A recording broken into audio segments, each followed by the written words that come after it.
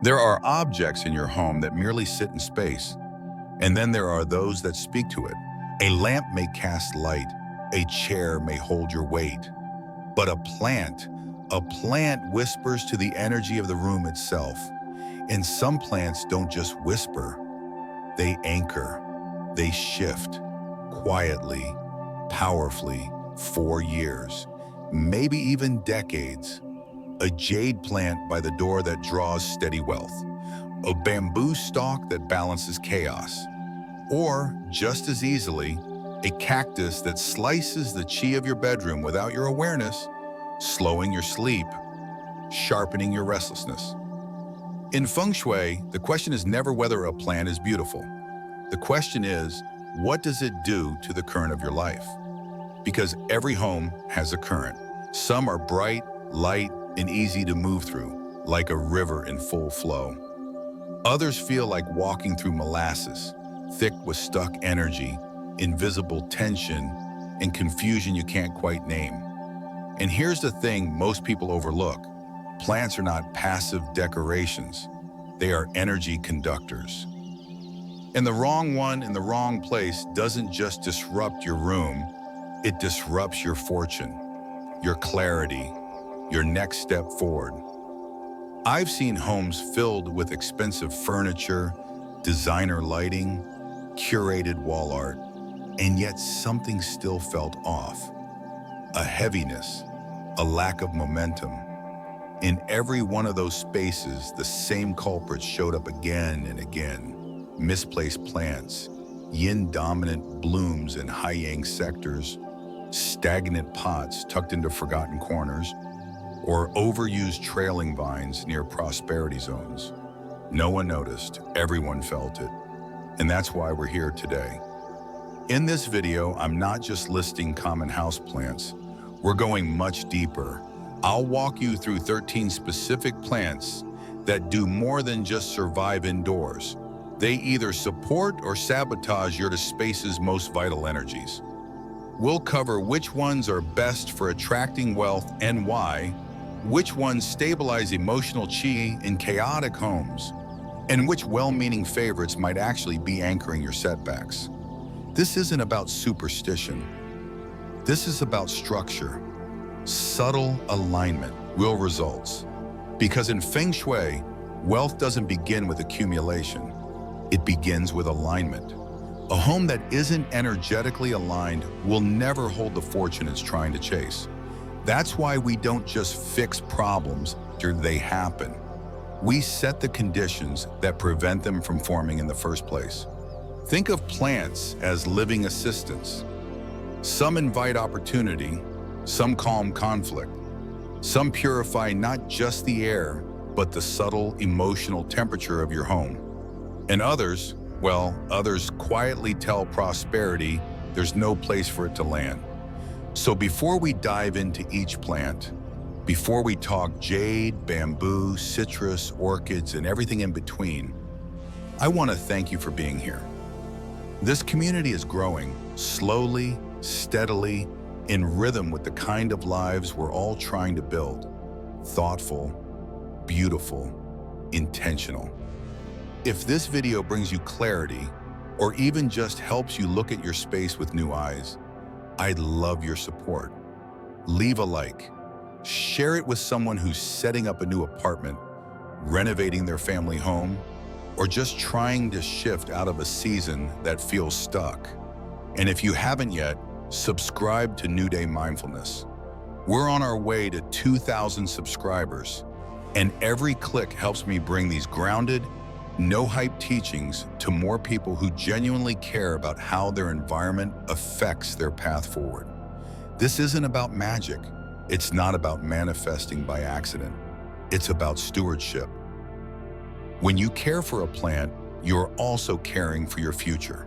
Because the way you arrange your space tells the universe what you're ready for. And sometimes, just by moving one object, just by replacing one draining plant with a nourishing one, everything begins to move again. So now, let's begin. 13 plants, each one with a purpose. Some lift, some anchor, some protect. The real question is, which one does your home need right now? Plant category 1, the stabilizers. 1. Jade plant, the wealth keeper. The jade plant, Crassula ovata, often goes unnoticed in the background of homes and offices, sitting quietly on windowsills or shelves. But within the quiet geometry of its plump, round leaves lies one of Feng Shui's most powerful wealth symbols. These smooth, coin-shaped leaves aren't merely botanical features. They are energetic metaphors, visually and energetically echoing the roundness of ancient Chinese currency. But what sets the jade plant apart from other ornamental greenery is not only this symbolic resonance, it's its personality as a living energy assistant. In the world of spatial alignment, the jade plant doesn't just survive, it anchors. It doesn't just add greenery, it communicates a message to the chi of your home. Hold steady, grow patiently, prosper deeply. Unlike many plants that shoot up rapidly or trail dramatically, the jade plant grows with calm intention. It is a model of balanced expansion, never rushed, never chaotic. And this slow, sturdy rhythm makes it an ideal match for one of the most sensitive sectors in Feng Shui. The Southeast, traditionally governed by the wood element and directly tied to wealth, prosperity, and long-term financial momentum. When placed intentionally in this corner, the jade plant acts as a stabilizer and activator. It supports the steady accumulation of fortune, not the flash of quick luck, but the kind of wealth that builds layer by layer, habit by habit, year after year. This is particularly important for homes that have experienced financial setbacks or instability. A southeast corner that feels dusty, barren, or underused often mirrors the feeling of scarcity or missed opportunity in the lives of its residents.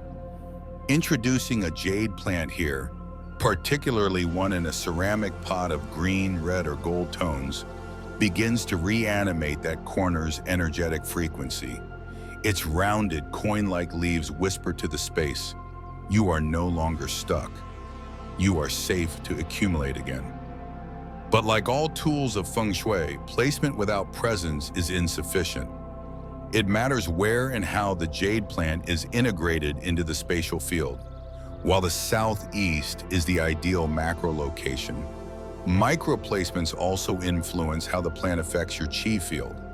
For example, placing the jade plant near the front entrance is also highly effective, particularly if your front door faces east or southeast. In this position, it acts as a gentle financial gatekeeper. Every time you enter your home, the plant reminds the chi at the door that this is a space where abundance is welcome. But beware the mistakes so many make when placing the jade plant near the bathroom. Bathrooms, while necessary, are drain points, energetically and literally. Placing a jade plant here is like trying to fill a vessel with a hole in the bottom. The energetic message becomes confused. On one hand, the plant is inviting prosperity. On the other, the space it's in is designed to pull energy down and out. This contradiction weakens the very message the jade plant is trying to send.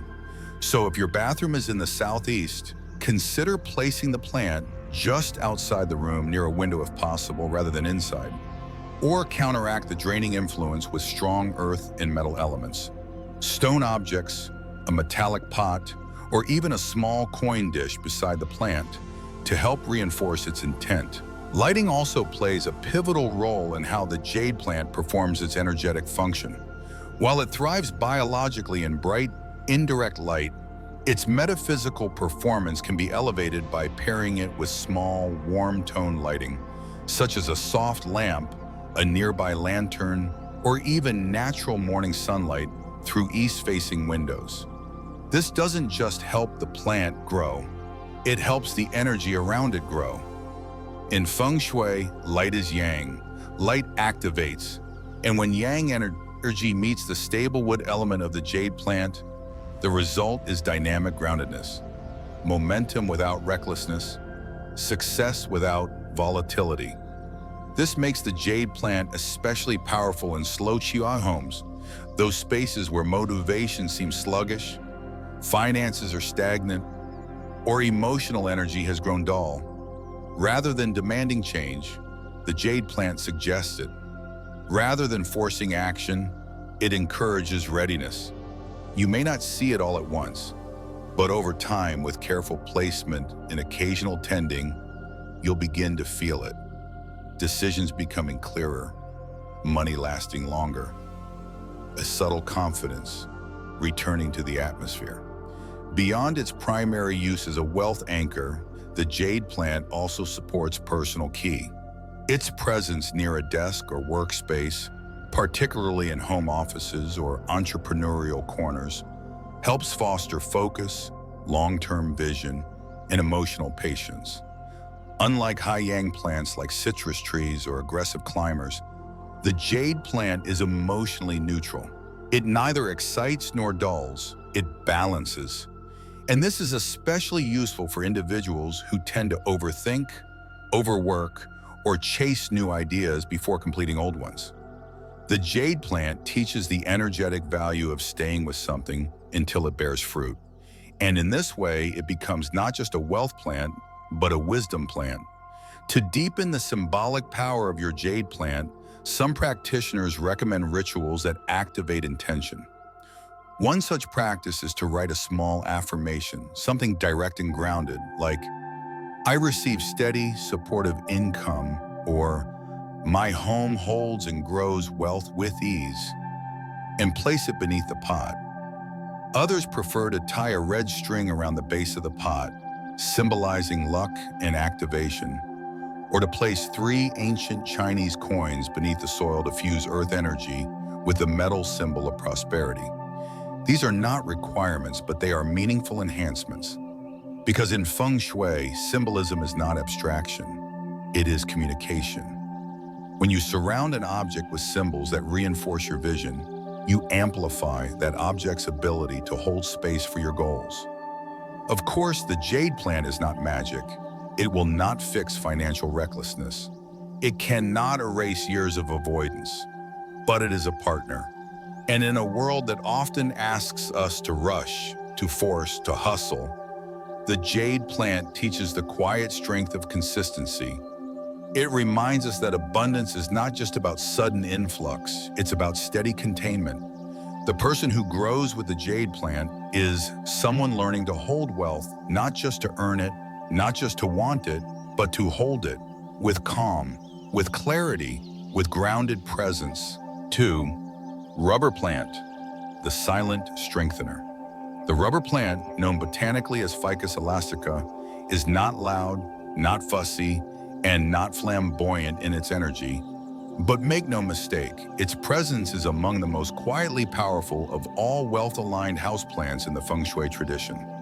With its deep green glossy leaves and upright woody trunk, the rubber plant doesn't just fill space, it reinforces it.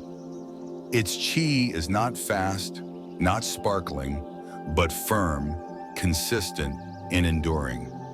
In times of financial uncertainty, where income feels like it comes in waves or decision-making is clouded by ambiguity, the rubber plant brings in something precious, energetic steadiness. It says, with every broad, resilient leaf, let's not be shaken.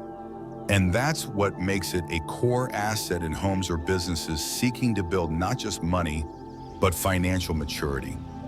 What sets the rubber plant apart in energetic language is its dual balance between strength and containment.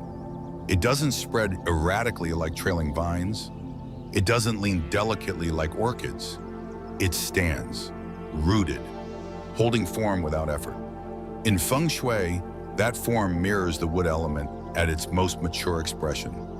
While young wood represents upward growth and ambition, mature wood, like that expressed in the rubber plant, embodies structure, reliability, and protective capacity. That's why it's an ideal plant for reinforcing sluggish energy zones in homes where motivation lags or focus wanes. In rooms that feel sleepy or indecisive, the rubber plant brings an architectural qi. It gives the room backbone, not just decoration, but definition. It reminds both the space and the people within it that form leads flow. And when placed correctly, it activates that principle not just symbolically, but viscerally. The rubber plant works particularly well in southeast corners, the wealth sector in classical Feng Shui, but also in east sectors linked to health and family legacy, and even south corners where visibility and reputation are governed. In these areas, especially when placed in natural light with enough room to grow upright, it strengthens both internal and external expansion. Internally, it brings clarity of purpose. Externally, it signals presence. Clients often report that once a healthy rubber plant is placed in a formerly underused corner, that area begins to attract more natural activity. Family members gather there, inspiration for projects flows more easily, or business calls placed from nearby feel more impactful. These are not coincidences. They are environmental alignments made visible. Yet as powerful as the rubber plant is, it is not meant for every location. Its energetic force, while grounded and stabilizing, is still quite active. It holds what Feng Shui calls strong wood qi, an assertive yang influence frequency. This makes it less compatible with zones meant for deep rest or intimate vulnerability, particularly bedrooms. In these spaces where softness, emotional release, and yin presence are essential, the rubber plant's upright posture and dense leaf structure create subtle tension. Even when healthy and silent, its presence can interrupt sleep or foster subconscious resistance. People with rubber plants in their bedrooms often report waking up more alert but less rested, or feeling an invisible emotional pressure. In couples' rooms, it can amplify power dynamics subtly, especially if placed closer to one partner than the other. In children's rooms, it may overstimulate those sensitive to plant energy, leading to sleep challenges or irritability. In all these cases, it's not about the plant being bad.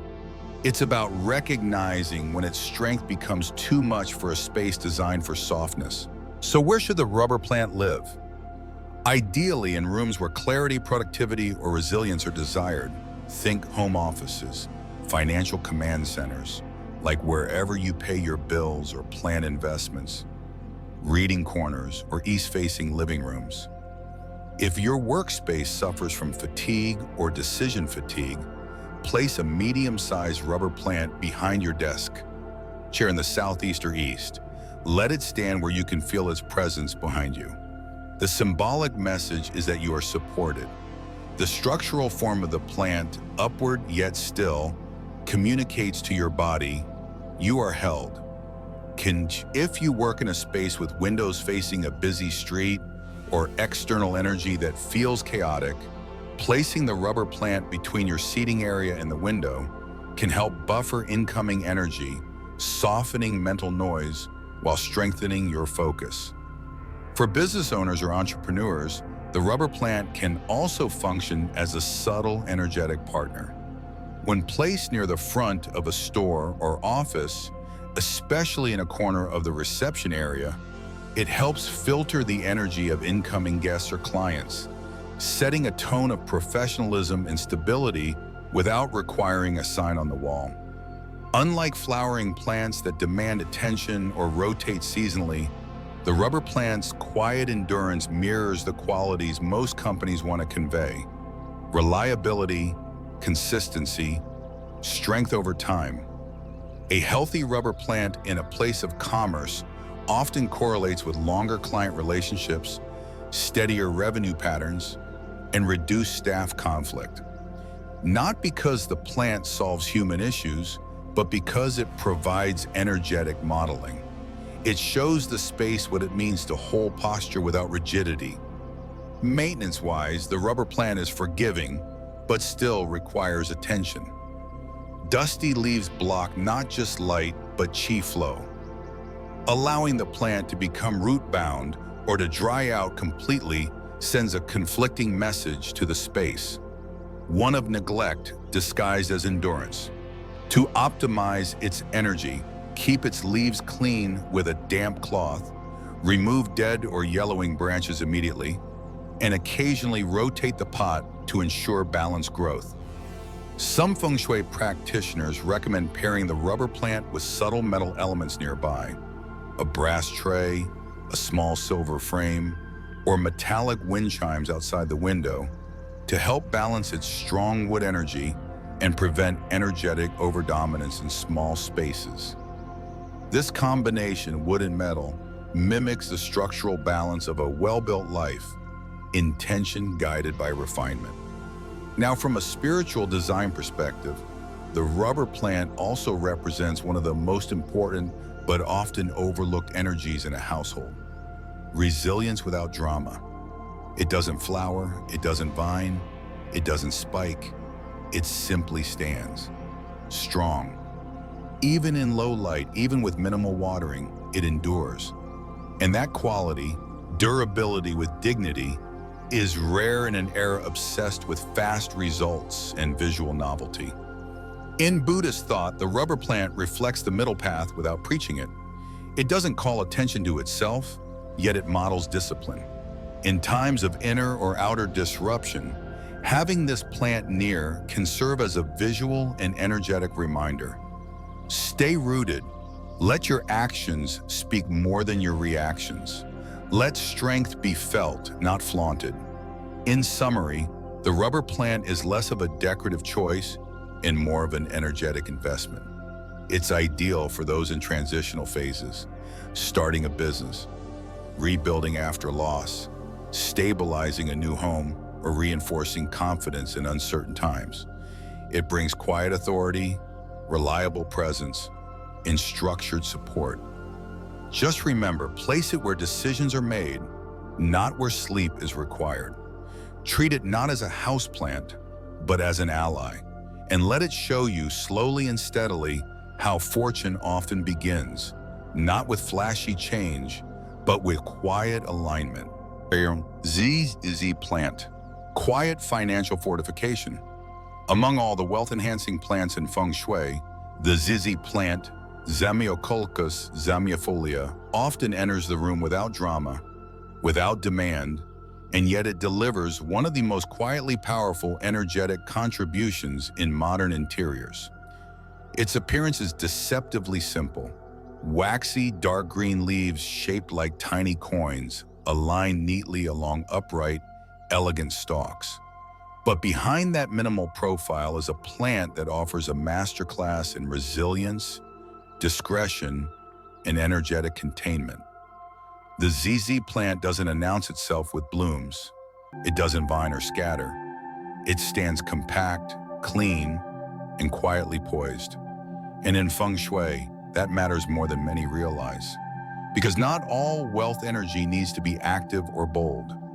Some fortunes, the ones that actually last, are built in silence, in steadiness, in corners no one's looking at. The coin-shaped leaves of the ZZ plant are more than decorative. In the language of energy, round shapes invite flow, soften tension, and symbolize wholeness. When those shapes are repeated across a plant structure, each leaf like a little unit of stored prosperity, the message becomes clear. This is a plant that holds value. And not just any kind of value, sustainable value. Long-term wealth, not windfalls, not bursts of luck, but financial grounding that continues through seasons, through slow periods, through uncertainty. This is what makes the ZZ plant uniquely valuable in the modern home or workplace. In spaces where light is limited, where airflow is poor, where other prosperity plants would struggle or shrivel, the ZZ plant remains strong. It thrives in quiet, in shadows, in corners that are typically neglected or overlooked. And that makes it the ideal energetic remedy for one of the most common problems in homes today: wealth corners that go dead. In Feng Shui, the southeast sector of the home is traditionally aligned with abundance, fortune, and the wood element.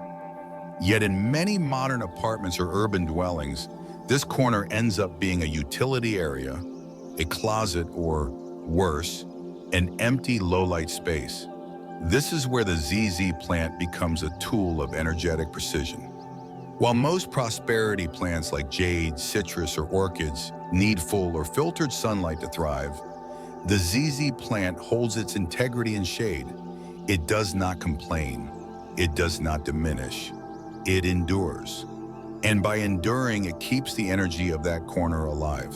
Its presence says, even here, even in limitation, something can grow. That message doesn't just apply to Qi, it applies to the people who live there. The energy of the ZZ plant is especially suited for households recovering from financial inconsistency, homes where money has come and gone, where savings have been drained, or where opportunities have slipped through fingers. In these spaces, there is often an invisible residue of discouragement. You may not see it, but you can feel it. Hesitation to plan, anxiety around expenses, resistance to investing in the future. The ZZ plant addresses this at a foundational level, not by fixing the problem, but by reminding the space that quiet regrowth is possible. Its growth is slow, but it is relentless, and that becomes a model, a symbol, an energetic partner. From a practical standpoint, the ZZ plant is one of the easiest to care for. It stores water in its rhizomes, meaning it can go weeks without attention. It does not require pruning, misting, or elaborate feeding. In Feng Shui, this makes it a perfect plant for those who are ready to invite wealth, but do not yet have the habits or discipline to sustain high-maintenance rituals. It is a beginning point, a teacher, a demonstration of how to hold energy without needing to constantly intervene. And that, ironically, is what many people need in their journey toward financial stability. Not another rule, but a reminder that some wealth simply grows quietly when left alone. Where should you place a ZZ plant for maximum energetic effect? Start by evaluating where you currently experience lack. Is it in your workspace, a home office where ideas don't stick or projects stall out? Place the ZZ plant on the far left of the desk or in the back left corner of the room. Is it in your living room where conversations about money turn tense or plans feel fragmented? Position the ZZ plant in the southeast corner, elevated on a low wooden stool or in a matte ceramic pot.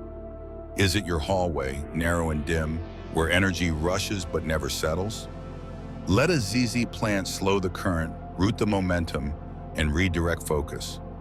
Even entryways can benefit from the presence of a ZZ plant, especially in homes where guests, clients, or deliveries come and go frequently. A small to medium ZZ plant placed to the left of the door, when looking in from outside, creates a soft, energetic catchment. It signals to entering Qi that this is a place of structured wealth, not explosive, not theatrical, but steady, responsible, and durable. Just be sure to avoid placing the ZZ plant too close to rest zones like beds or meditation corners. While its energy is not sharp, it is still yang active enough to interfere with deep yin replenishment. It wants to work. Let it do so in areas that benefit from that structure. Now, for those who want to amplify the ZZ plant's financial effect, you can enhance its container with symbolism. Consider placing 3 ancient Chinese coins tied with red thread beneath the soil, or even just a single clean copper coin from your country of origin. The idea isn't superstition, it's resonance. Coins under coin-shaped leaves send a layered, energetic message. It tells the plant in the space, we are not just inviting wealth, we are building its foundation.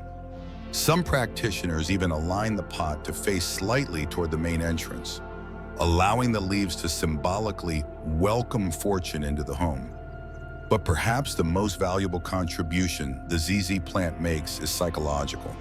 It calms the urgency. In a world obsessed with hustle culture, instant results, and dramatic transformations, the ZZ plant reminds us that some of the most authentic abundance is quiet, Some of the most meaningful wealth is slow, and some of the most reliable growth happens not when we demand it, but when we clear the way for it, trust the process, and give it room to happen at its own pace. The ZZ plant is the financial equivalent of a long-term savings account. Not glamorous but dependable, not loud but consistent. Its rhythm is not meant to thrill, it's meant to stabilize. And that, in Feng Shui, is one of the most precious energies you can cultivate. Because not every home needs more excitement. Some just need a place where the future can grow, unbothered, undramatic, and fully supported by the space itself. 4. Hydrangea, emotional resilience and harmony. Among all flowering plants, few balance beauty and emotional gravity as gracefully as the hydrangea. At first glance, it might seem like a soft choice. Rounded blooms, pastel hues, a gentle curve to its petals. But beneath that softness lies a plant that offers one of the most stabilizing energies in the Feng Shui repertoire. The hydrangea doesn't just bring visual charm, it brings completion. And in a home where emotions run high, where conversations turn sharp, or where silence has grown too heavy, this plant becomes more than decorative. It becomes restorative. Because the true power of the hydrangea is not in its fragrance or its form. It's in the shape it holds, full, rounded, centered.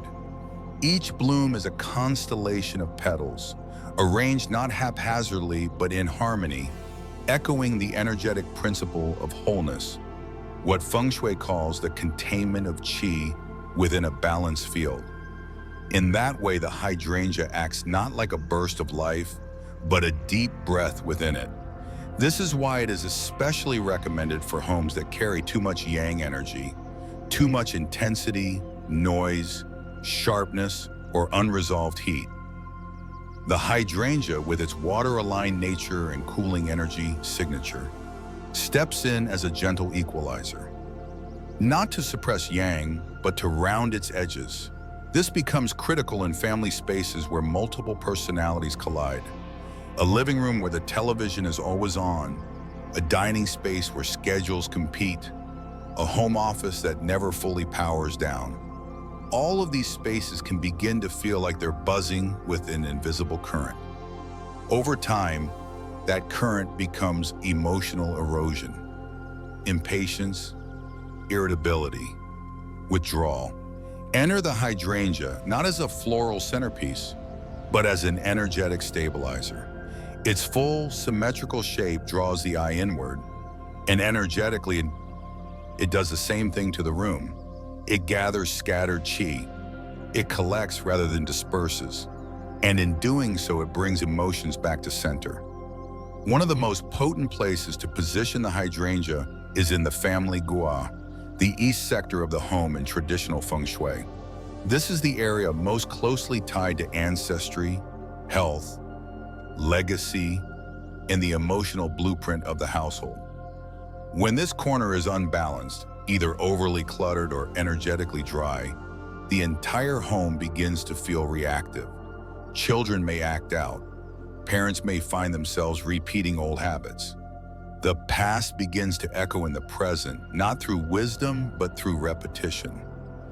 The hydrangea offers a remedy by reintroducing emotional completeness. Its full bloom is a signal that harmony is not only possible, it's already forming. It's blooming. And the roundness of its shape is the reminder that healing is not a line. It's a circle. You don't arrive at emotional maturity. You grow into it, petal by petal, layer by layer, returning again and again to the same lessons, but with deeper softness each time. Placement near ancestral altars is also deeply effective. In many Asian homes, the ancestral altar serves as a spiritual touchstone, a space of reverence, memory, and reflection. But energetically, it can become too still, too formal, or too heavy if left unattended. The hydrangea breathes life into that corner. It softens the gravity without disrespecting the sanctity. Its water-fed nature supports the emotional frequency of remembrance, while its color, especially in lavender or soft pink, encourages peaceful continuity between past and present. If placed on a table beneath family portraits or in proximity to keepsake heirlooms, the hydrangea holds the emotional space gently. It says, you don't have to forget to move forward. And in homes where grief or generational wounds still linger in the energetic atmosphere, this message becomes more than comforting. It becomes liberating. Hydrangeas are also especially useful in rooms that have absorbed conflict. Maybe it's a bedroom that once held late-night arguments.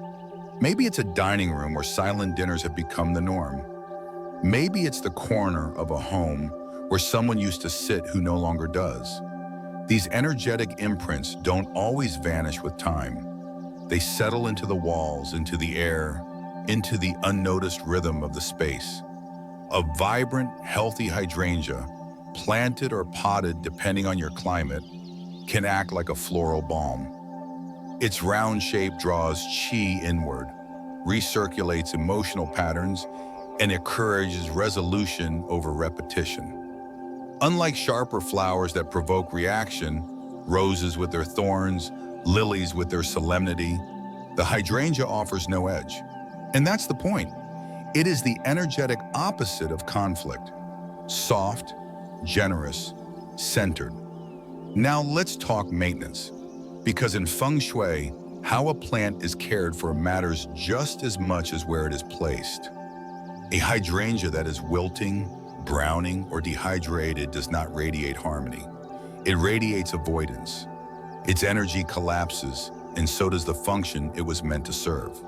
These plants are water hungry, and rightly so.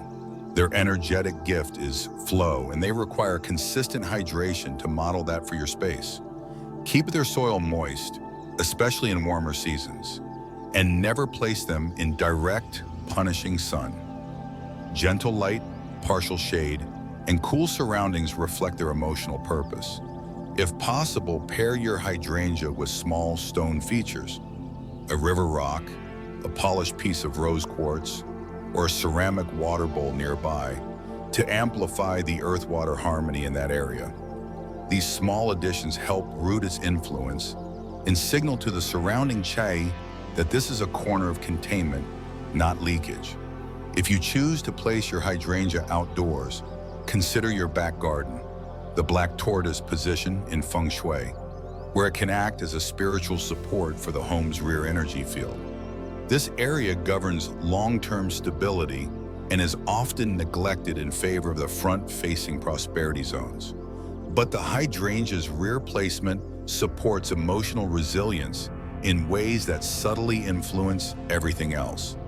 A home with a strong back holds its own against external instability. It feels anchored. It feels like it won't blow away when the winds of uncertainty rise. And while trees like bay laurel or bamboo can anchor this space structurally, the hydrangea brings the emotional layer, reminding the home that strength includes softness.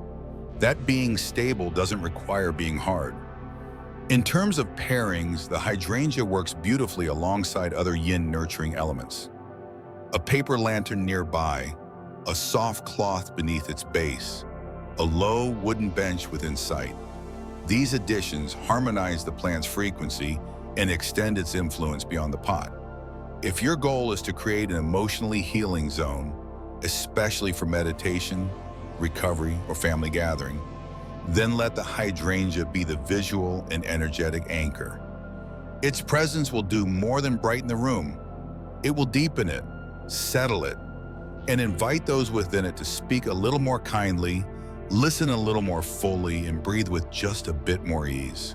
Ultimately, the hydrangea teaches us something the modern world forgets too easily: that healing doesn't need to be loud, that maturity doesn't need to be explained, that resilience is not the absence of feeling, but the ability to feel fully without becoming overwhelmed.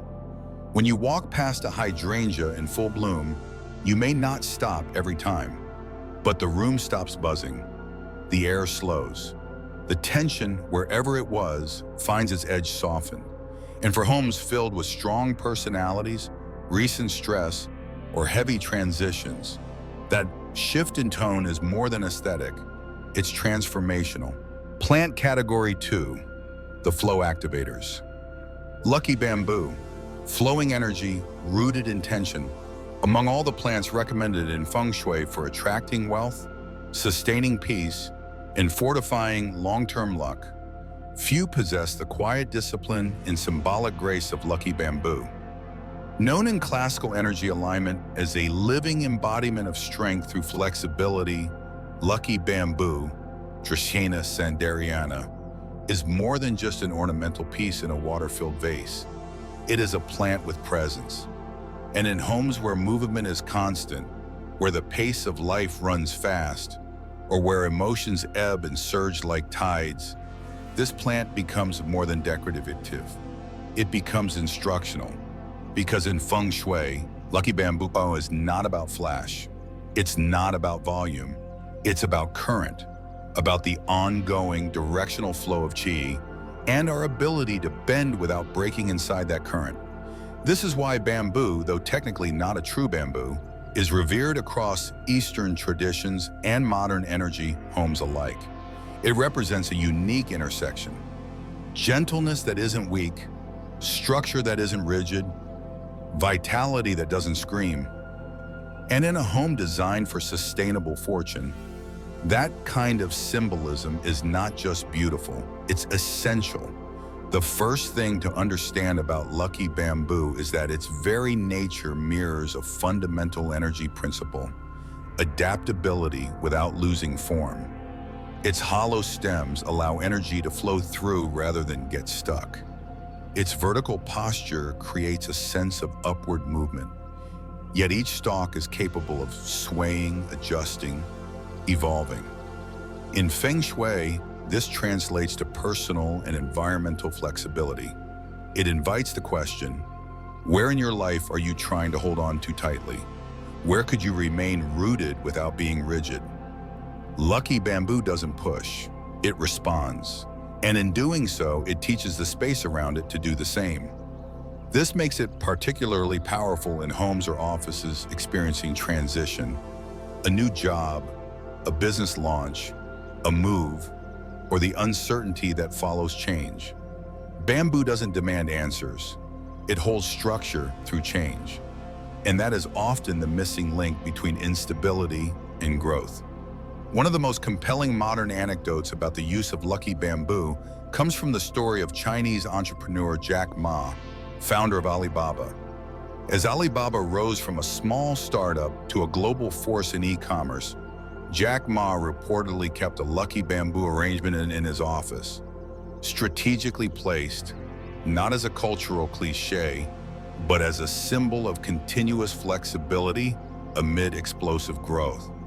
While the world around him demanded speed and disruption, that bamboo reminded him and his space of the deeper currency required to lead: adaptability, calm under pressure, and the strength that comes not from pushing harder, but from flowing wiser.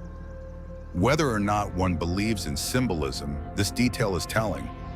Highly successful individuals do not ignore energy, they curate it. And lucky bamboo, in that context, is not an accessory. It is alignment made visible. Now let's explore the practical application. In Feng Shui, the power of lucky bamboo lies not just in its presence, but in how it is arranged. The number of stalks matters. 3 stalks represent happiness, wealth, and longevity. 5 stalks focus on balance across the 5 elements. 6 brings smooth progress. 8 attracts prosperity. 21, a master arrangement, symbolizes blessings in all aspects of life. But regardless of number, the most essential elements are intention and maintenance. The stems should be healthy, upright, and submerged in clean water. There should be no yellowing, no stagnation, no dust gathering on the leaves. Water must be changed regularly, every 7 to 10 days, because in the energy language of Feng Shui, stagnant water equals stagnant fortune. And when the goal is to keep abundance flowing, the water must also flow. This is where many miss the mark. They place lucky bamboo and forget it. But the plant, in its energetic function, depend entirely on stewardship. A neglected bamboo arrangement does not attract luck. It reflects carelessness, and Qi responds accordingly. Placement is equally crucial. The most effective position for lucky bamboo is in the southeast corner of a room or home, the traditional wealth sector governed by the wood element. Here, bamboo strengthens the wood energy with its own life force while drawing on water's nourishing properties. If you want to amplify its effect, place the arrangement in a glass container filled with river stones or red decorative pebbles to represent fire, completing a symbolic cycle of wood fed by water, contained by earth, warmed by fire. You are not just placing a plant, you are constructing a microcosm of balance. In workspaces, the bamboo can be placed on the back left corner of the desk, symbolizing financial grounding behind the scenes. In entryways, it can soften incoming energy, giving it a direction and a rhythm as it enters the home. Avoid placing lucky bamboo in bathrooms, near trash bins, or anywhere below waist height. These positions weaken its upward intention and may dilute its energetic influence. An important enhancement technique in traditional Feng Shui is to tie the stalks together with red string. Red is the color of activation, protection, and prosperity. It does not just bind the stalks, it binds the purpose. When tied intentionally, the red string reminds the bamboo in the space that this plant is not growing for beauty, it is growing with assignment. And that assignment is to help channel energy upward, forward, gently and surely. You can even place a small affirmation card beneath the base of the container. Words like resilience, steady success, or flow with purpose. These are not mystical additions. They are clarity tools. They remind your subconscious and your space what this symbol is working to reinforce. Lucky bamboo also pairs well with metal chimes or ceramic statues, elements that guide energy, sound, and earthward steadiness, respectively. You can place a small wind chime above it, if indoors, to energize the air around it, or a small figure of a dragon turtle behind it for longevity and protection. These are enhancements, not necessities. But when added thoughtfully, they enrich the bamboo's role as a dynamic yet grounded presence. This is especially useful in homes where there is too much speed, fast conversations, rapid changes, overactive minds. The bamboo says, yes, keep moving, but not without anchoring. It becomes the energetic equivalent of a calm river current, always progressing, never crashing. Emotionally, lucky bamboo stabilizes the energetic field of those who live around it. In family homes where tension lingers, perhaps due to financial stress, unresolved conflict, or differing priorities, the bamboo acts as a silent moderator. It does not solve problems. It repatterns the emotional architecture so solutions can emerge. Just having it in sight can remind one to breathe before reacting, to wait before judging, to listen before interrupting. It changes the tempo. And in Feng Shui, changing tempo often changes outcome. Some may wonder if fake bamboo brings the same benefits. The answer is simple: no. While artificial plants can hold some symbolic meaning, they lack life force. And in Feng Shui, life force, what we call Sheng Qi, is essential. The movement of water through the stalk, the absorption of light through the leaves, the breath of growth, these are the attributes that shift energy. A fake plant may look correct but feel flat. And Feng Shui, at its core, is about what is felt. One of the most overlooked strengths of lucky bamboo is its resilience. It thrives even when neglected for a short time. It recovers from setbacks. It bounces back from poor light, from accidental drought. And in that way, it teaches by modeling. It says you don't have to be perfect to grow, you just have to realign.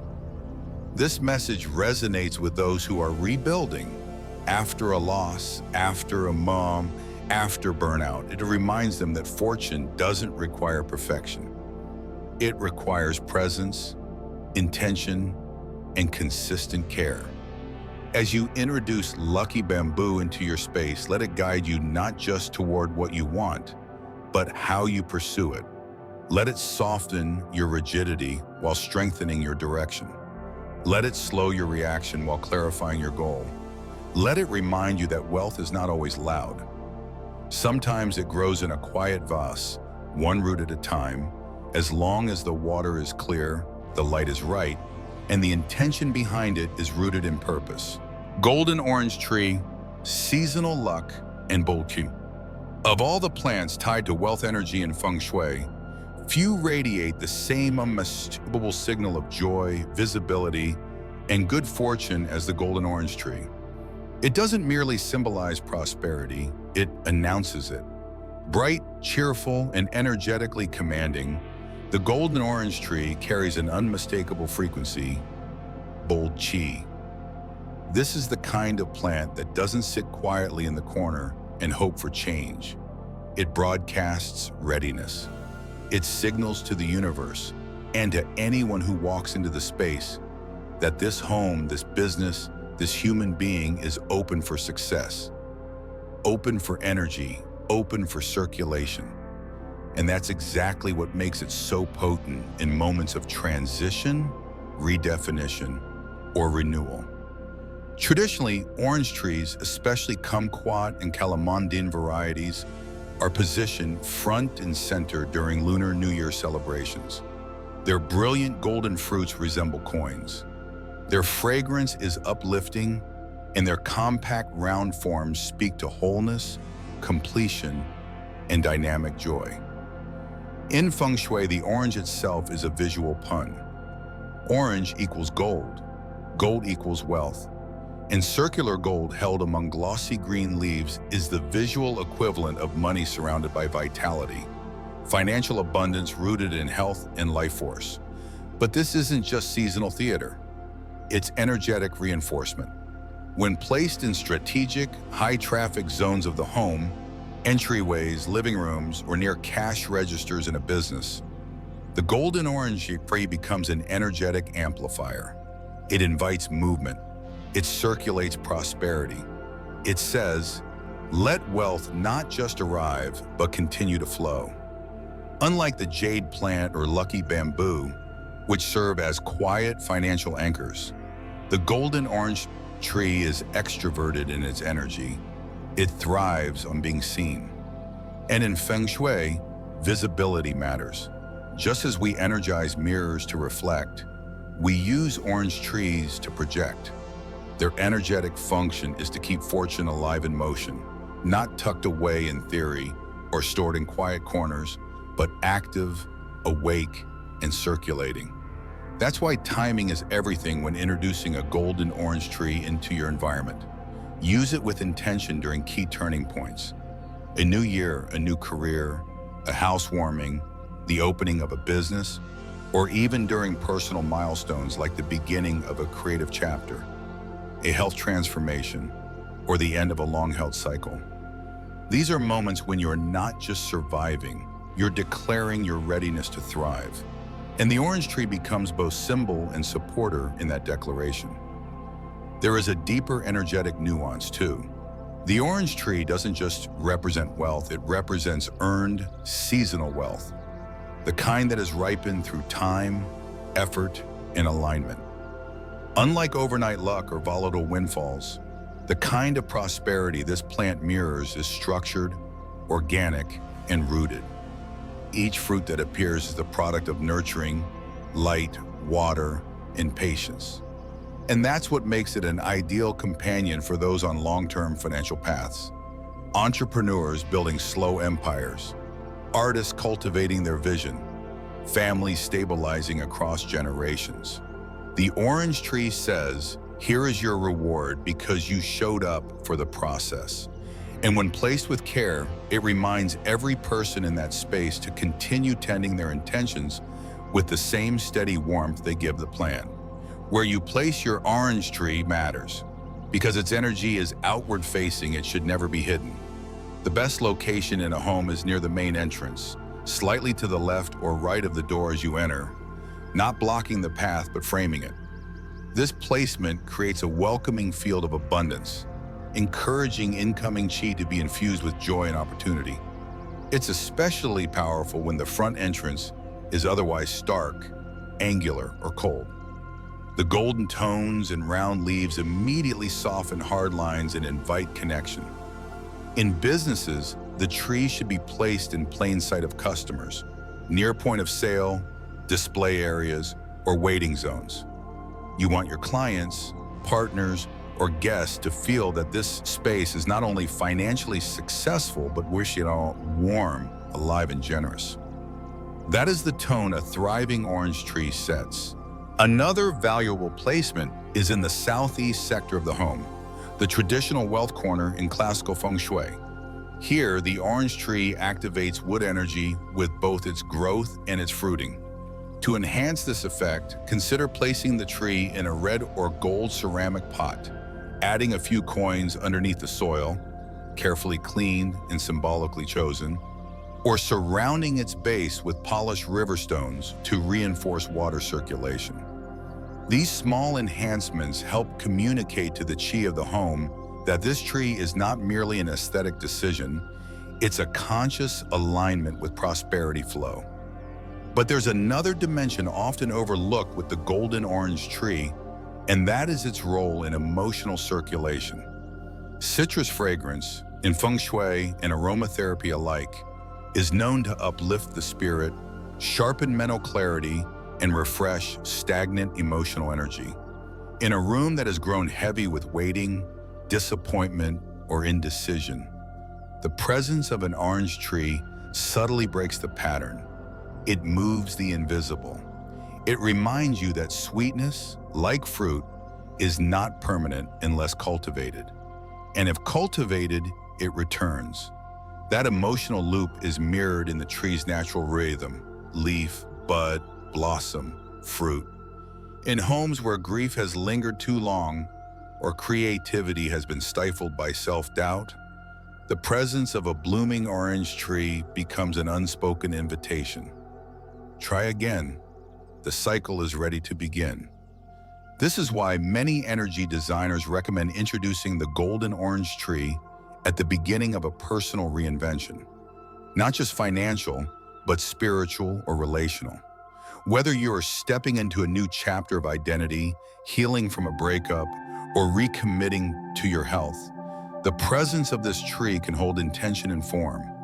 It becomes a witness to your return, not demanding, not dramatic, just quietly rooting you in the promise that what you tend to will grow.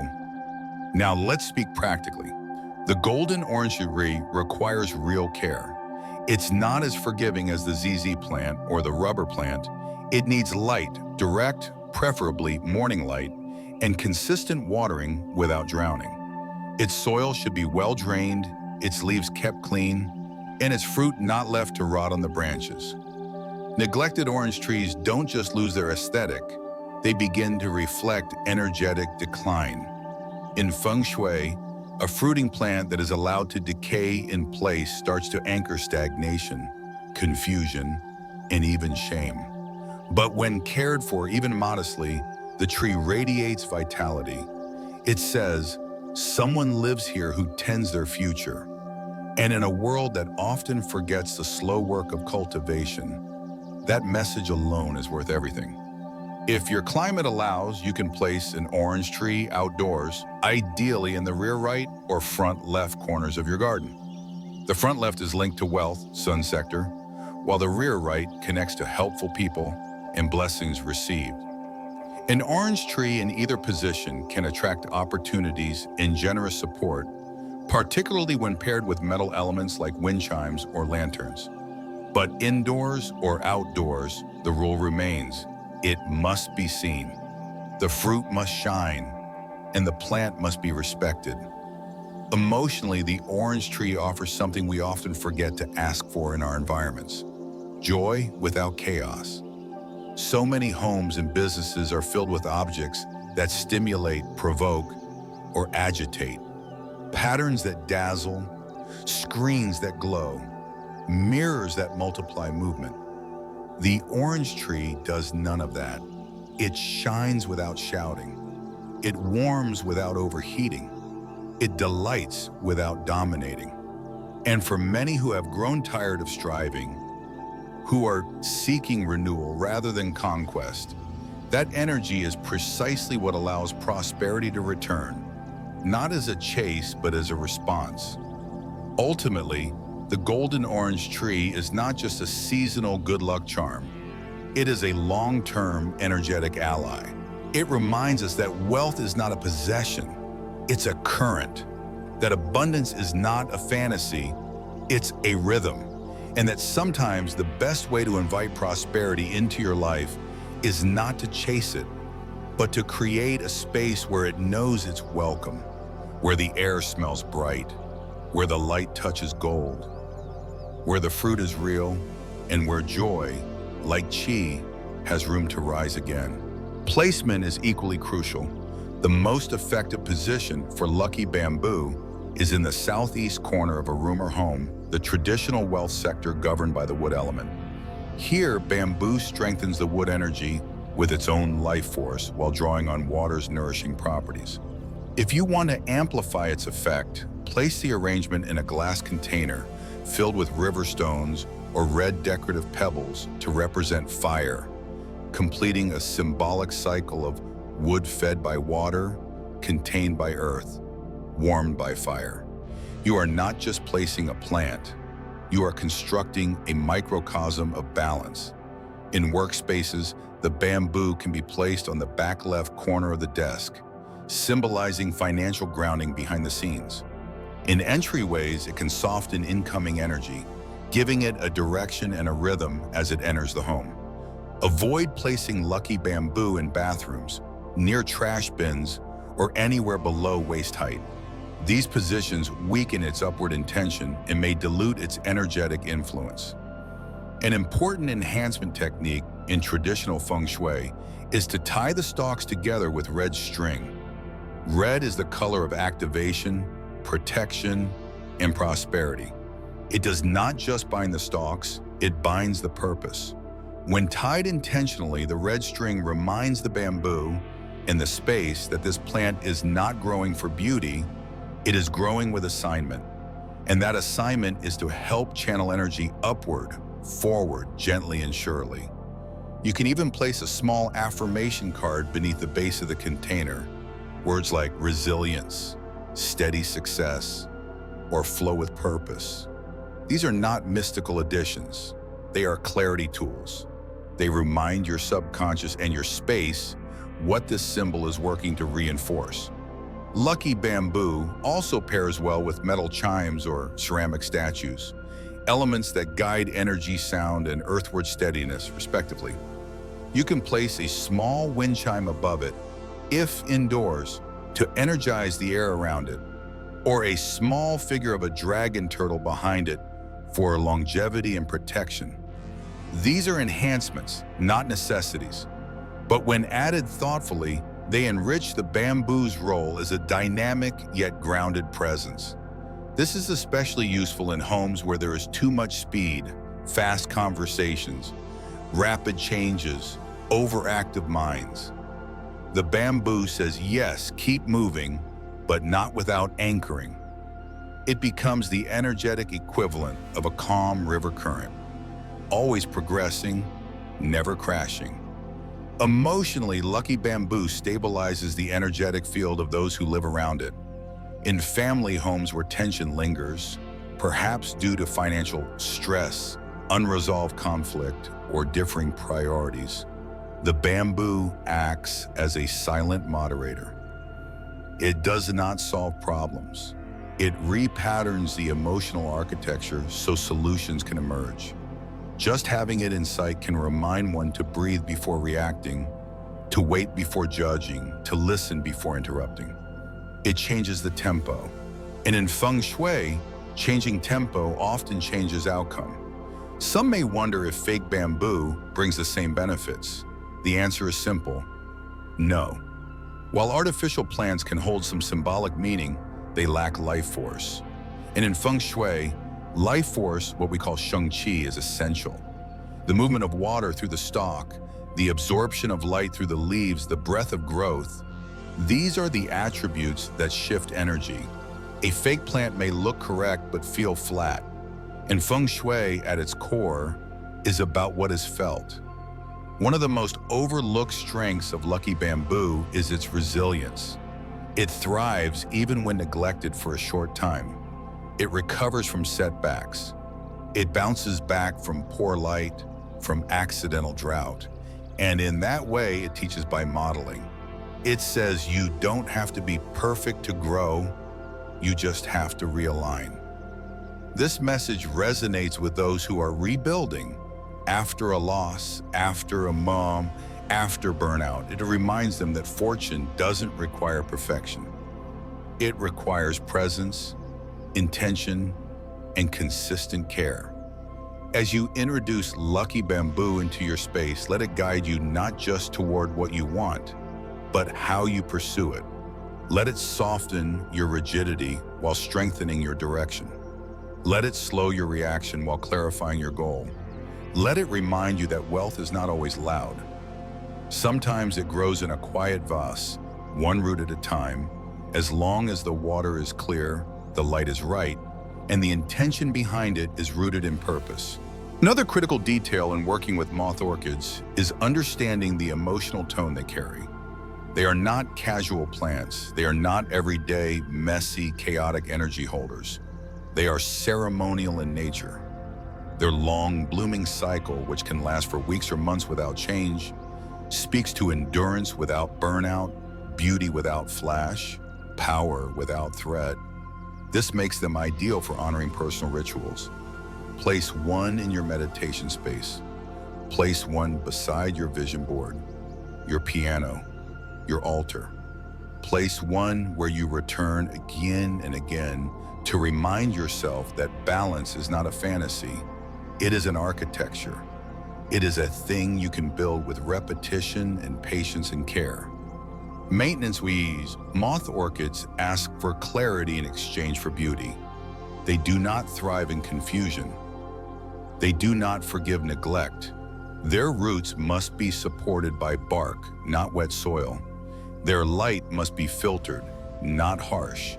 Their water must be consistent, not erratic. Like the energy they model, they ask for grace through routine. This makes them the ideal plant for someone who is learning to become consistent without becoming rigid. Someone who is moving through a personal evolution and looking to ground that transformation in tangible rhythm. Watching a moth orchid bloom is like watching patience reward itself. And that energetic message, repeated daily, becomes part of the chi of the room. Orchids also respond well to symbolic enhancement. You can pair them with subtle crystals, amethyst for spiritual clarity, rose quartz for emotional gentleness, or clear quartz for amplifying intention. A small piece of calligraphy nearby, perhaps a single character for grace, focus, or flow, can further support the orchid's energy field. The key is not to overwhelm it. The orchid does not need an altar. It is the altar. It should be given space to radiate on its own. It should not be surrounded by clutter. Its strength lies in its elegance. In homes where emotional patterns are being rewritten, after divorce, after illness, after identity shift, the orchid becomes more than a plant. It becomes a mirror. It says, you are allowed to be this graceful. You are allowed to bloom like this, slowly, quietly, without needing to prove anything. It teaches that beauty can be disciplined, that power can be soft, and that completion does not always look like loud victory, but sometimes like a single perfect petal, holding its shape in morning light without apology. Ultimately, the moth orchid is not a wealth plant in the traditional sense, but it supports the kind of wealth that precedes all others: inner order, relational harmony, and creative refinement. Without these, financial abundance becomes scattered or short-lived. With these, abundance begins to feel not like a windfall, but like a natural extension of who you've become. That's what the orchid models. That's what it gives. 8. Aglaonema, everyday energy enhancement. In the quiet lineage of houseplants that don't demand attention but shift space nonetheless, Aglaonema holds a place of subtle power. Known in Western horticulture as the Chinese evergreen, this plant has long been prized not for a showy bloom or symbolic ritual, but for something far more precious in a household environment. Its ability to quietly strengthen the emotional atmosphere of tired spaces. It doesn't rise like bamboo or fruit like citrus or bloom like orchids. It breathes, expands, and steadies. With broad leaves gently brushed in green, silver, and soft pink hues, the Aglaonema is a plant of patience, balance, and quiet emotional endurance. In Feng Shui, where energy is not only directed but nourished, this plant acts like the hidden beam under a roof, supporting without spectacle, holding the emotional shape of a room through seasons, illnesses, transitions, and unspoken fatigue. The first thing to understand about Aglaonema is its chi signature. It is not active like bamboo. It is not upward like rubber plant. It is not deeply yin like lilies or overly yang like cactus. Instead, it radiates middle chi, a rare and vital quality in homes that have been emotionally overextended. This is why it is often recommended for rooms where grief has lingered, where life has slowed, or where joy has dulled into maintenance. Its energy does not try to erase the past. It holds it gently, allowing space for integration and release. In homes where an elder lives or has recently passed, Aglaonema offers energetic continuity. It says, this space can still hold comfort. This space still remembers love, but it also invites renewal. It is especially helpful in bedrooms or private sitting areas of aging parents, widowed grandparents, or those recovering from emotional trauma. Unlike high-yang plants that agitate, Aglaonema restores without activating. It balances the room without shifting the center. And for elders, whose chi must be nurtured rather than stirred, this is the difference between support and overwhelm. In terms of Feng Shui positioning, Aglaonema does well in central zones of the home, the Tai Chi area, or in the northeast, spiritual development, southwest, relationships, or east, health and family sectors. The central zone, often overlooked in design, governs balance and overall harmony. And when this area lacks chi, due to clutter, vacancy, or neglect, the entire house can feel unsteady. Placing a mature Aglaonema in this core space begins to harmonize the flow of energy through all other guas. Think of it like the breath behind the words, invisible but essential. In the Northeast, it supports introspection and grounded learning. In the Southwest, it stabilizes emotional give and take in partnerships. In the East, it reinforces family unity through gentle, consistent presence. It doesn't call attention to itself, and that's why it works. It does not compete with louder objects. It coexists, and by coexisting, it heals. Its leaves, wide and often variegated, serve as energetic filters. In rooms where conversations repeat without resolution, where people speak but don't connect, where stillness feels stale rather than sacred, Aglaonema absorbs the residue of the unspoken and helps reset the tone. This is particularly important in living rooms that carry emotional weight, houses that were inherited, homes marked by illness, or spaces that never quite felt like they belonged to the current occupant. Aglaonema does not erase history, but it loosens its grip. It provides an energetic breath between the old and the new, between what was endured and what is possible now. One of its most understated gifts is its ability to fill chi gaps. Every home has them. Corners that feel empty, not because they lack furniture, but because the energy there refuses to move. Aglaonema doesn't rush in. It settles. It begins slowly to restore movement through presence. In Feng Shui, this is invaluable. Qi must not be blocked, but neither must it be lost through diffusion. A home full of overly active plants can feel scattered, even anxious. A home with no plants at all can feel drained, brittle, fatigued. Aglaonema becomes the balancing point between too much movement and too much stillness. Its broad leaves do not point like arrows. They hold like palms. They say, rest is allowed here, but so is restoration. Because of this, Aglaonema is ideal for transition zones. Entryways where people leave in a rush and return with chaos. Hallways where light disappears. Reading nooks that have been abandoned. It holds attention without demanding it. And in spaces where attention has been missing, this is how repair begins. One of the best placements is on a low table with a warm lamp beside it, paired with a natural stone or a framed family photograph. This trio, light, life, memory, creates a quiet shrine to stability. And in homes where instability has been the norm, that shrine becomes a portal through which a new chapter can emerge. Aglaonema is also forgiving. It tolerates low light, erratic watering, and occasional neglect, making it a wise first plant for those healing from inconsistency. It models sustainability, not flash, not drama, just quiet wellness over time. Its roots thicken slowly. Its leaves grow predictably. And in this predictability, it offers reassurance.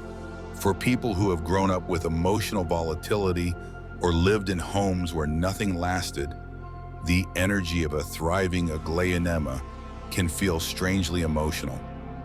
It says, I'm not going anywhere. You can depend on me. And for many, that message emanating from a living form is more powerful than any mantra on the wall. Its maintenance, while simple, should still be intentional. Dust its leaves regularly. Give it a balanced organic fertilizer every few months. Rotate it gently so it grows evenly. Let it hear human voices. Let it feel morning light. These gestures are not horticultural necessities. They are energetic affirmations. In Feng Shui, caring for a plant is an act of Qi refinement. Every watering is a recalibration of intention. Every pruning is a clearing of the past. And every new leaf is a message from the home to the occupant. Growth is still possible here. For those who wish to deepen its symbolic power, Aglaonema can be paired with supporting elements. A low piece of rose quartz for emotional soothing, a carved wooden stand to anchor its presence, a small copper bowl nearby to balance metal with its dominant earth energy. These additions are subtle, but in Feng Shui, subtle is not secondary.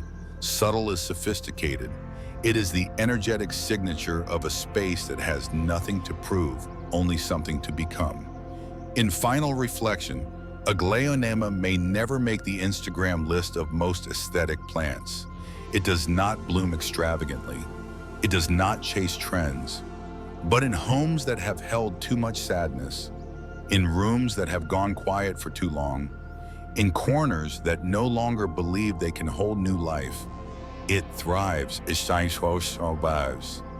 And its quiet thriving becomes contagious. It reminds us that healing does not always come in explosions. Sometimes it comes in chlorophyll and silence, in root expansion and emotional softening, in stillness that isn't stuck, but resting. Aglaonema is not here to excite you. It is here to restore you. And for homes seeking grounded energy, emotional renewal, and an unshakable sense of everyday wholeness, there may be no better companion than this plant that asks nothing, yet gives everything simply by staying. 9. Morning Glory, Momentum Restorer. Among the many plants that carry symbolic resonance in Feng Shui, Morning Glory is one of the most misunderstood and underestimated.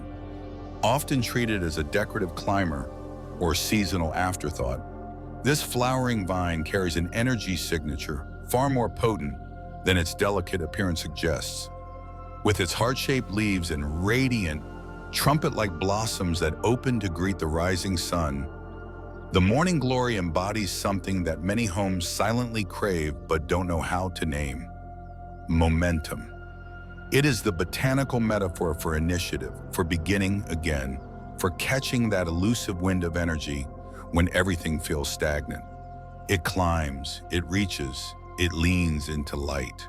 And in Feng Shui, that gesture matters, that daily act of unfolding, of facing the sun, of climbing without resistance. This is the energetic message that morning glory imprints onto the landscape and onto the spirit of those who live near it. At its core, morning glory symbolism is rooted in its nature, a vine that grows fast, blossoms early, and often climbs higher than expected in a short period of time. This isn't a plant that waits for permission. It seeks, it stretches, it anchors wherever it can and moves upward with unapologetic clarity. This makes it one of the most effective chi enhancers for spaces where drive, enthusiasm, or vision have begun to erode. In homes where residents feel stuck, creatively, professionally, even emotionally, planting morning glory is like whispering to the house, "Let's try again, but this time with velocity." Because in the language of energy, motion matters. Stagnant spaces produce stagnant results. Morning glory, when placed properly, does not just grow, it activates. One of the most strategic placements for morning glory is along garden fences, near entry gates, or beside winding paths that connect different parts of the home's exterior. These locations are energetically transitional.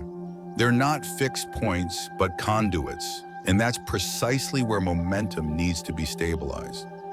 Feng Shui teaches us that qi moves like water, like breath. It flows from one area to another. When that flow is interrupted by dead corners, blocked paths, or underused zones, life begins to echo that resistance. Morning glory's climbing, spiraling growth helps correct this by gently lifting the qi, guiding it upward and forward, and reconnecting energetic arteries that may have gone dormant. In this way, the plant becomes a subtle current restorer, not by force but by example. It is especially effective near doorways that open toward new directions, garden gates, side entrances, or even outdoor workspaces where ideas are meant to take root. Its upward growth encourages movement toward purpose, and its early bloom cycle reminds the space and the people within it that opportunity is most accessible to those who act before everything feels perfect. Morning glory teaches urgency without stress. It blooms at sunrise, not noon. It opens quickly, confidently, and without second guessing. That is a lesson worth holding in homes where procrastination, hesitation, or fear of failure have taken residence. That said, the plant must be placed intentionally. Morning glory thrives in sunlight. It feeds on clarity. It withers in shade, not because it is weak, but because its energy needs forward movement. And shade energetically implies avoidance, confusion, or emotional fog. Placing morning glory in dark corners or neglected patios sends the wrong message to the space. It tries to climb but is blocked. It tries to bloom but is denied light. Over time, that contradiction accumulates and may translate into subtle energetic misalignment. Residents may begin to feel ambition with no follow-through, ideas with no traction, plans with no grounding. To avoid this, morning glory should be reserved for sunny, directional spaces, places where qi is meant to gather and move. Ideally, its vines should be guided with trellises, lattices, or even simple string paths, so that its movement becomes intentional, not tangled. In terms of the 5 elements, morning glory carries strong wood energy, growth, planning, vision, but it also carries a touch of fire, especially when its flowers are bright purple, red, or magenta. This gives it a slightly charged personality. It wants to do, it wants to be seen. That's why it's not suitable for deeply yin spaces like bedrooms, meditation areas, or places meant for slow reflection. It is not a plant of stillness. It is a plant of transition. That's why exterior zones, garden walls, and outdoor stairways are perfect. These are spaces where the body is already moving, where the mind is shifting gears. Morning glory doesn't disrupt rest. It encourages re-entry. And in homes where people are beginning again after illness, after loss, after long cycles of sameness, it becomes the companion plant for renewal. Not by imposing change, but by modeling momentum. From an emotional lens, morning glory offers a very specific kind of comfort, the comfort of activation. Unlike Aglaonema, which soothes, or Jade, which anchors, morning glory motivates. It says, we don't have to stay here. We can grow past this. In spaces where depression, burnout, or lethargy have become normalized, the upward curve of its vine, the rapid rise of its tendrils, and the consistent renewal of its bloom cycle function like energetic CPR. You don't even have to look directly at it. Just knowing it's there, just walking past it every morning begins to shift the subconscious rhythm of those who dwell nearby. Its petals open with the light. Its movement is predictable. Its message is simple. Progress is natural as long as you face the sun. Caring for morning glory is also a lesson in responsiveness. It asks for enough water, not too much.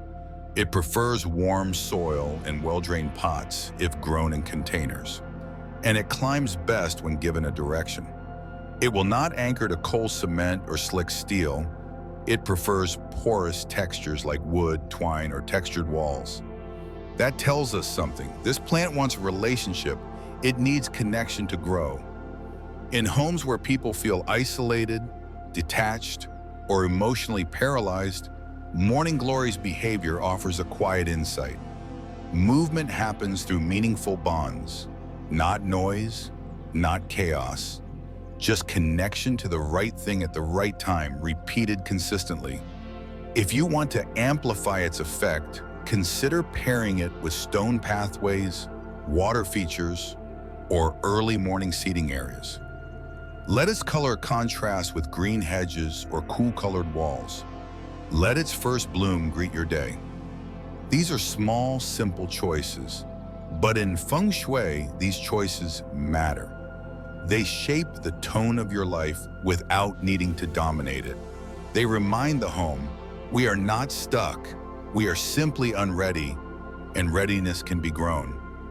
Ultimately, morning glory is not for those seeking rest. It is for those seeking movement, especially when that movement has felt elusive. It's for the artist who hasn't painted in years, the professional unsure of the next career move, the parent adjusting to a new chapter, the dreamer who left a vision dormant for too long. It is the plant for reignition, not explosion.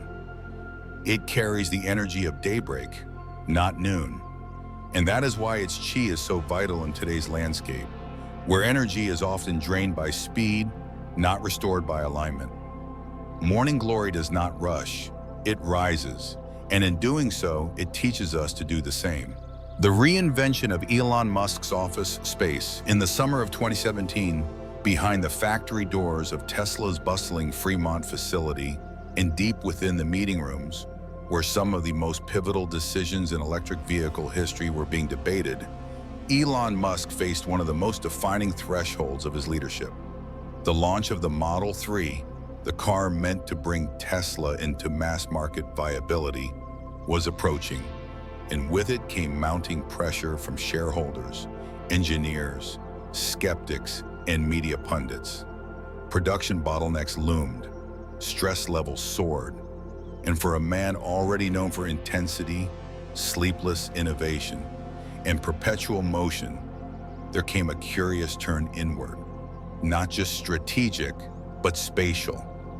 According to sources close to the executive team at the time, Musk initiated an unpublicized redesign of key elements within his personal workspace. It wasn't a tech overhaul, it wasn't a machinery upgrade, it was environmental, intentional, Energetic. He replaced sharp-edged steel desks with warmer, wood-centered furnishings. Conference chairs were swapped out for pieces with softened edges, more grounded proportions. Whiteboards were reorganized to flow around the room rather than dominate a single wall. But most notably, jade plants, thick-leaved, coin-shaped, energetically weighted, were installed along the windowsills and corners of the space. Not just one, not haphazardly, several, each carefully selected and potted. And while many passed off the choice as a simple nod to design aesthetic or West Coast greenery, those familiar with ancient energetic principles saw something deeper. The jade plants were not decor. They were intentional anchors in a space being asked to withstand unprecedented turbulence. In classical Feng Shui, jade plants symbolize wealth, endurance, and energetic continuity. Their thick, rounded leaves mirror the shape of old Chinese coins and carry the vibrational memory of stored abundance. Not just financial, but internal.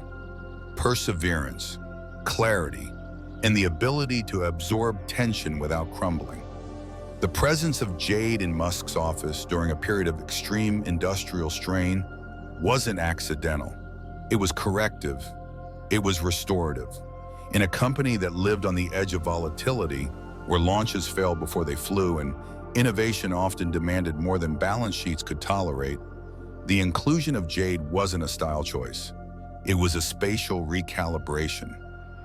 A reminder to both the man and the mission that fortune isn't born only from acceleration, it requires foundation.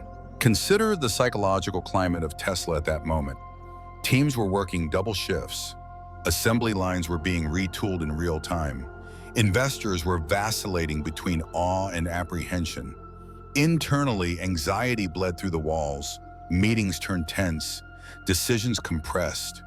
And in the midst of this, Musk, a man who famously built sleeping quarters inside the factory, who took personal responsibility for logistics failures, who didn't leave when deadlines slipped, recognized that structure wasn't only about code or mechanics. It was about energy. And energy, whether acknowledged or not, flows through form. What we place around us, especially in moments of pressure, shapes how we carry that pressure. It influences whether we break under it or build through it. The jade plants did not speak, did not buzz, did not compute, but they breathed. They held moisture and intention. They mirrored a kind of wealth that cannot be digitized. The wealth of breath during panic, the wealth of rootedness when everything else accelerates. They became, quietly, effectively, part of the architecture of resilience. And for those attuned to the subtleties of environment shaping performance, the shift was felt. Meetings took on different rhythms. Decision fatigue was slightly less debilitating. There was a softness threaded into the intensity, not weakness, grounding. This isn't to say that the plants alone turned Tesla around. Of course not. Years of design, manufacturing capital, and raw human will brought the Model 3 to market. But what the story illustrates is something often forgotten in high-performance cultures, that output is not isolated from environment, that even the most data-driven innovators, when honest with themselves, understand that how we surround our thoughts affects how far those thoughts can stretch without breaking. And Musk, despite his reputation for logic and disruption, understood, perhaps better than most, that his mind was not separate from his space. That every object in the room, every corner of the desk, every pulse of color or leaf or curve, was participating in the atmosphere of creation or collapse. This is the larger lesson the jade plants carry into every space that's trying to do something ambitious. Whether it's a startup office in case, a home studio where vision has stalled, a kitchen table where budgeting conversations feel tense, or a corner of the house where someone is quietly rebuilding their life, the principles are the same. Form affects flow. Energy requires design. And wealth in all its forms doesn't just respond to hard work. it responds to intention. Musk's use of jade was not a trend, it was alignment with tradition, with energy, with the invisible currents that move things forward or leave them stuck. In Feng Shui, we call this the invisible architecture of success. It's not the plan on the whiteboard, it's not the contract on the desk, it's the shape of the room when no one's talking. It's the energy of the space when the meeting ends. It's the way the light hits the floor at 4 p.m., the softness of a chair that allows someone to stay one more hour, the curve of a plant leaf that helps a decision maker breathe before reacting. These are not mystical abstractions. These are sensory truths. And for those who have walked through burnout, who've watched brilliant teams fracture under pressure, who've lived in homes where success was always earned but never felt, the difference is palpable. So yes, the jade plants in Elon Musk's office were green. Yes, they were coin-shaped. Yes, they required watering and care. But what they really brought was this, a quiet signal that even the most powerful minds at the most critical junctions know the value of space, know the value of chi, know that success is not only built through action, but through structure. And sometimes structure is as simple as the right plant, in the right place, at the right time, reminding us without speaking that grounded energy doesn't get in the way of momentum. It makes it sustainable. We often think of prosperity as something we chase, through hours logged, decisions made, goals written on paper and hung like trophies across the walls of our ambition. But in Feng Shui and in the rhythm of nature itself, prosperity is not something that hurries. It is something that gathers, slowly, faithfully, quietly. And the spaces we live in, the corners we ignore, the plants we choose or overlook, they all participate in that gathering. Not as background decoration, but as co-creators of our momentum. When a plant is placed well, not randomly but thoughtfully, it does something astonishing. It holds the space in your stead. When your mind wanders, when your energy scatters, when your focus blurs beneath the demands of the world, that living form remains, rooted, unmoving, in service. And that service is not poetic metaphor. It is practical energy, the kind of support we so often try to manufacture through willpower or rescue through productivity, but which has always been waiting in the way our spaces are arranged. You see, wealth, true wealth, does not emerge through force. It does not roar into being through sheer intensity. It forms through alignment, through design, through the small decisions made with consistency and care. Like placing a jade plant at your entry to greet opportunity, or letting bamboo rise near your desk to hold your flexibility in times of pressure, or setting a citrus tree in the light, not for show, but to remind your nervous system that fruit arrives in time when the root is tended. These are not mystical gestures. They are the rituals of the intentional, and they are the difference between a house filled with things and a home that actually participates in your journey. Because when you choose the right plant in the right place with the right intention, you are no longer just decorating. You are anchoring your future. And the most remarkable part, that plant will not need your attention every hour. It will not ask you for inspiration. It will simply grow, quietly, with you, for you, around you. So if this video has offered you even a glimpse of what's possible, if it made you pause and look differently at the corner by your window, or the path to your door, or the way the morning light touches the leaves of something you've never truly noticed, I'd love to know. If you're shifting your space this week, leave a comment below. What plant are you moving? Which one are you welcoming in? Is it a snake plant to guard your focus? A hydrangea to restore emotional balance? A morning glory to reignite momentum? Whatever your answer, I read every comment. And more importantly, this community learns from each other. We don't just talk about prosperity, we build the foundation for it together. And if you've found value here, I invite you gently to subscribe to New Day Mindfulness. We're growing toward 2,000 subscribers, and every voice, every share, every new light added to the space helps us create more meaningful, grounded content for people who are seeking something deeper than just luck. They're seeking alignment. And alignment is not a solo path, it's a shared rhythm. So thank you for being part of that rhythm. Thank you for listening, for watching, for re-seeing the life you've already built with new eyes. Your home is not just where you live, it is where your future waits to arrive. Let's keep tending it, one plant, one shift, one breath at a time.